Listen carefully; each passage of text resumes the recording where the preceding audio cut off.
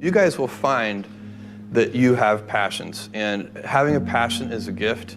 I think we all have passions, and you don't get to choose them. They pick you, but you have to be alert to them. You have to be looking for them. And when you find your passion, it's a fantastic gift for you because it gives you direction, it gives you purpose. You can have a job, or you can have a career, or you can have a calling. And the best thing is to have a calling. And if you find your passion, you'll have that, and all your work won't feel like work to you. Many kids and many grown-ups do figure out over time what their passions are. And sometimes we let I don't think it's that hard. I think what happens though sometimes is that we let our intellectual selves overrule those passions. And so that's what needs to be guarded against. My job, one of my jobs as the leader of Amazon, is to encourage people to be bold. And people love to focus on things that aren't yet working. And that's good, it's human nature. That kind of divine discontent can be very helpful. But it's incredibly hard to get people to take bold bets. And you need to encourage that. And if you're gonna take bold bets, they're gonna be experiments. And if they're experiments, you don't know ahead of time whether they're gonna work. Experiments are by their very nature prone to failure, but a few big successes compensate for dozens and dozens of things that didn't work. So, bold bets, AWS, Kindle, Amazon Prime, our third-party seller business, all of those things are examples of bold bets that did work, and they pay for a lot of experiments. I've made billions of dollars of failures at Amazon.com, literally billions of dollars of failures. And you might remember Pets.com or Cosmo, or give myself a root canal with no anesthesia very easily. None of those things are fun, but they don't matter. What really matters is companies that don't continue to experiment, companies that don't embrace failure. They eventually get in a desperate position where the only thing they can do is make a kind of Hail Mary bet at the very end of their corporate existence. Whereas companies that are, making bets all along, even, big bets, but not bet the company bets. I don't believe in bet the company bets. That's when you're desperate. That's the last thing you can do. It's not, you could be out of work and have terrible work-life balance. Even though you've got all the time in the world, right. You could just feel like, oh my God, I'm miserable, and you would be draining energy. And so you have to find that harmony. It's a much better word.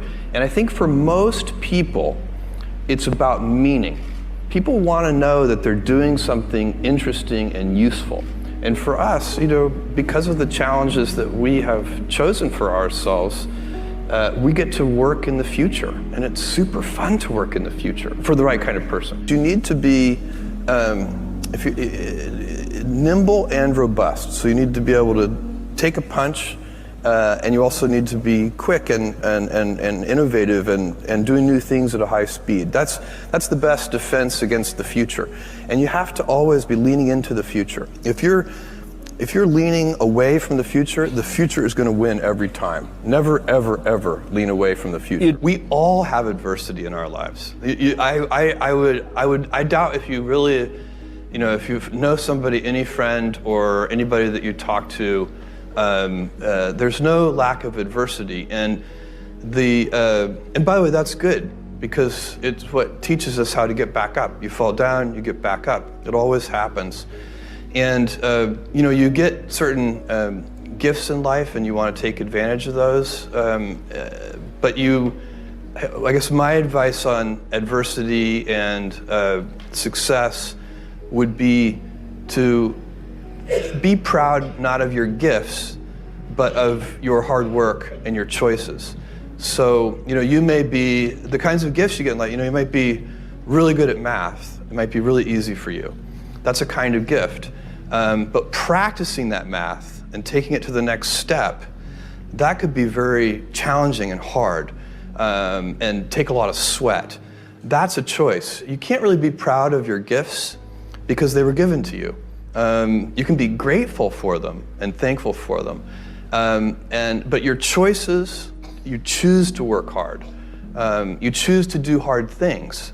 Those are choices that you can be proud of. Being an inventor requires, because the world is so complicated, you have to be a domain expert. I mean, in a way, even if you're not at the beginning, you have to learn enough so that you become a domain expert. But the danger is once you become a domain expert, you can be trapped by that knowledge. And so inventors have this paradoxical ability to have that 10,000 hours of practice and be a real domain expert and have that beginner's mind. Have that look at it freshly, even though they know so much about the domain. And that's the key to inventing. You have to have both. And I think that is intentional. I think all of us have that inside of us, and we can all do it, but you have to be intentional about it. You have to say, yeah, I am going to become an expert, and I'm going to keep my beginner's mind. You can't skip steps. You have to put one foot in front of the other. Things take time. There are no shortcuts, and but you want to do those steps with passion and ferocity. It's easy to have ideas. It's very hard to turn an idea into a successful product. There are a lot of steps in between, and it takes persistence, relentlessness. So I always tell people who think they want to be entrepreneurs, you need a combination of stubborn relentlessness and flexibility. And you have to know when to be which.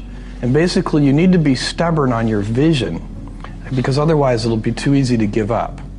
But you need to be very flexible on the details, because as you go along pursuing your vision, you'll find that some of your preconceptions were wrong, and you're going to need to be able to change those things.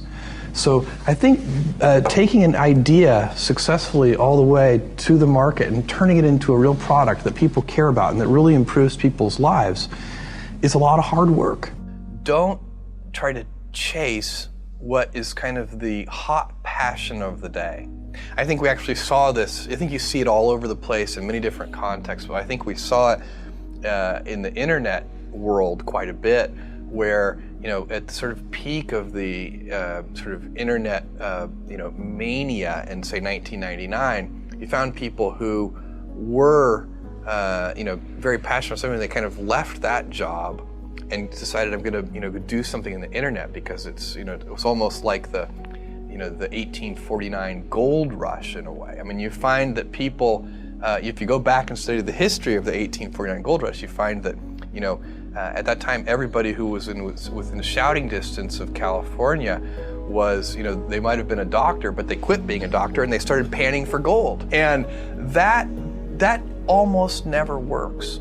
And even if it does work, according to some metric, financial success or whatever it might be, I suspect it leaves you ultimately unsatisfied. So you really need to be very clear with yourself. And I think one of the best ways to do that is this notion of projecting yourself forward to age 80, looking back on your life and trying to make sure you've minimized the number of regrets you have. That works for career decisions. It works for family decisions.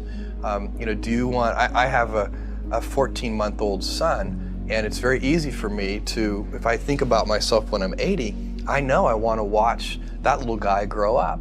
And so I don't want to be 80 and think, shoot, I missed that whole thing, and I don't have the kind of relationship with my son that I wished I had, and so on and so on. So if you think about that, so I guess another thing that I would recommend to people is that they always take a long-term point of view. And I think this is something about which there's a lot of controversy. There's a lot of people, and I'm just not one of them, believe that you should live for the now. I think what you do is you think about the great expanse of time ahead of you and try to make sure that you're planning for that in a way that's going to leave you ultimately satisfied.